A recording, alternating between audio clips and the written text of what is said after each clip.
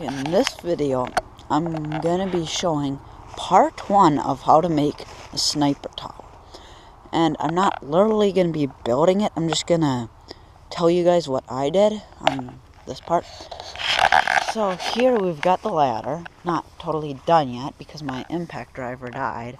And I gotta take these things out, they're sharp. So then I'm gonna put in maybe 2 more steps.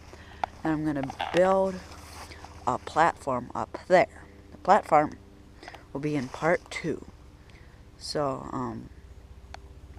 all you do is, I cut these ones to 2 feet, I believe. And then you,